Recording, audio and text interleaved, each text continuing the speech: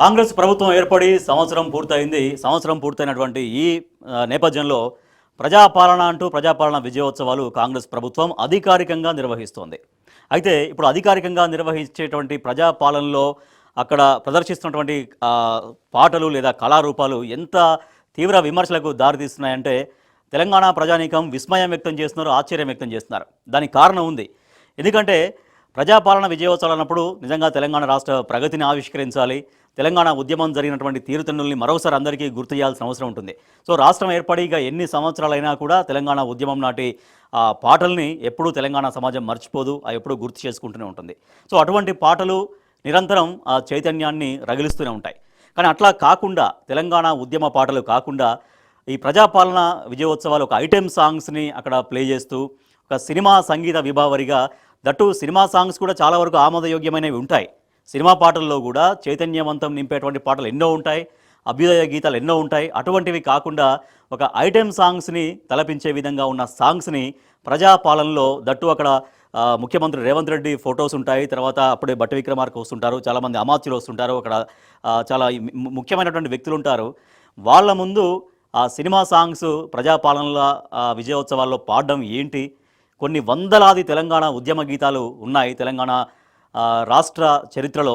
అటువంటి songs play చేయాలి. నిజంగా ఇంకా ప్రోగ్రామ్ స్టార్ట్ కాకపోయినా కూడా జనాలను అటెన్షన్ క్రియేట్ చేయడం కోసం, జనాల్ని ఆకర్షించుకోవడం కోసం పాడే పాటలు కూడా ఎన్నో ఉంటాయి. చైతన్య గీతాలు ఉంటాయి, విప్లవ గీతాలు ఉంటాయి, అభిజయ గీతాలు ఉంటాయి, ఉద్యమ గీతాలు ఉంటాయి. అనేక సాహిత్యం ఎన్నో విధాలుగా తెలంగాణకు అందుబాటులో ఉంది. కానీ అట్లా కాకుండా సినిమా పాటలు వేసి అక్కడ మరి అసభ్యకరమైనటువంటి పాటలు వేసి, అంటే ఇటువంటి పాటలన్నీ సినిమాల్లో ఎంజాయ్ చేస్తాం, సినిమాల్లో బాగుంటాయి, లేదంటే ఫ్యామిలీ ఫంక్షన్స్లో బాగుంటాయి, ఫ్రెండ్ సర్కిల్స్లో బాగుంటాయి. కానీ చాలా గొప్పగా విజయోత్సవాల్ని కీర్తిస్తూ చెప్పాల్సినటువంటి చోట చాలా దారుణమైనటువంటి సాంగ్స్ రాష్ట్ర ప్రభుత్వం ప్లే చేయించి తెలంగాణ సమాజాన్ని అవమానించింది అని ప్రతి ఒక్కరు బాధపడుతున్నారు. రైట్, ప్రజాపాలన విజయోత్సవాల్లో కాంగ్రెస్ ప్రభుత్వం తరపున అఫీషియల్గా చేస్తున్నటువంటి ఆ వేదిక పైన ఎటువంటి సాంగ్స్ ప్లే చేశారో, పాడారో ఒకసారి మనం చూద్దాం.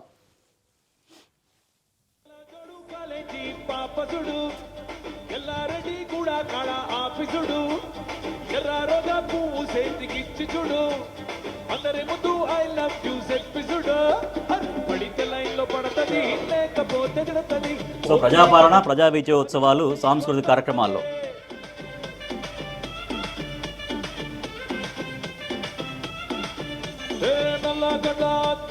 తొడిగిన పోరి అరే పడితే లైన్ లో పడతది, లేకపోతే చెడతది, పోతే ఇక్కదు పోతది, అది పోతే ఇంకో తొత్తదే. Next song. మెరిసే మెరుపా సొగసే అరుపా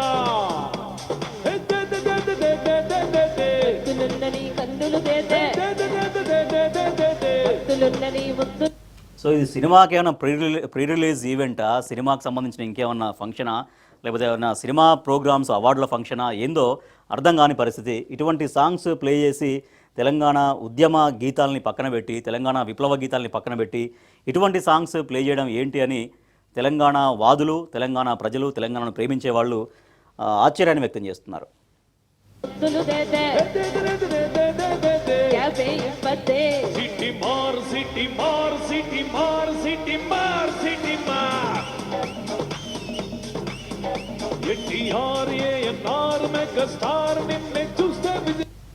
నెక్స్ట్ మా కల్లీలా ఒక్కడు పోరాడు అందగాడాడు, చూస్తాడు నన్ను చూసిన చూడనట్టుంటాడు, నవ్వుతుంటాడు కన్ను కొట్టాడు సైగ తెస్తాడు, వరే తందరన తందానందర తందానందర మా కల్లీలా ఒక్కడు పోరాడు అందగాడాడు, నన్ను చూస్తాడు నన్ను చూసిన చూడనట్టుంటాడు, నన్ను కొట్టాడు సైగ తెస్తాడు. నెక్స్ట్ గిరవ మాదిరి ఉంటాడే నా సమీ,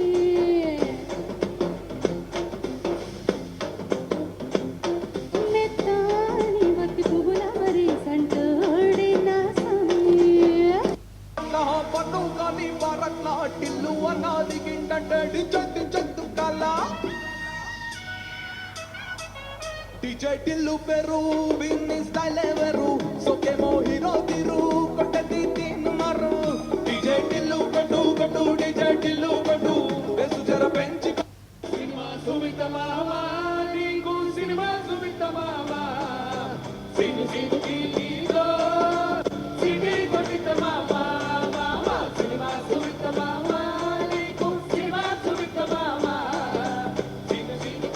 సో అవి ప్రజాపాలనలో ప్లే చేసినటువంటి సాంగ్స్, పాడిన సాంగ్స్, అవి లైవ్ సాంగ్స్.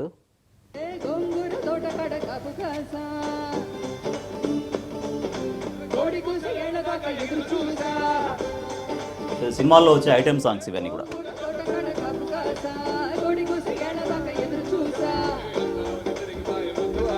నీకు వెన్న ముద్దలిచ్చుకుంటా వెంకటేశ గోరుకుంట గోరు ముద్ద ఎప్పుడమ్మో గోరి పిల్లడా తలగడా మల్లె పూల జల్లడా నువ్వు నాకు నచ్చినావు అంతగాడా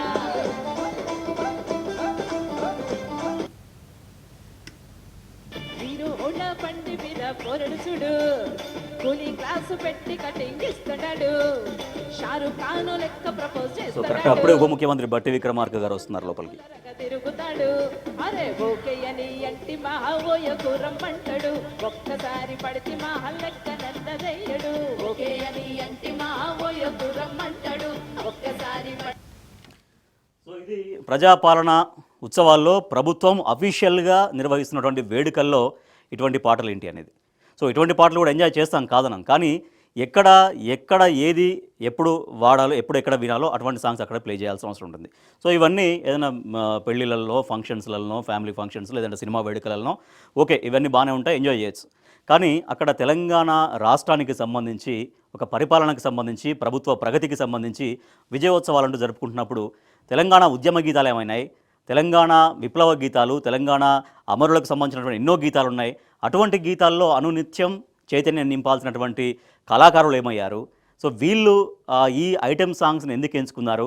మరి వీళ్ళు ఇట్లాంటి పాటలు పాడుతున్నప్పుడు అక్కడ ప్రభుత్వ విభాగ అధికారులు, అంటే సాంస్కృతిక శాఖ అధికారులు ఏం చేశారు, ఎందుకు వాళ్ళు నిలువరించలేదు అన్నటువంటి ఒక సందేహాలు అందరిలో కూడా వ్యక్తమవుతున్నాయి.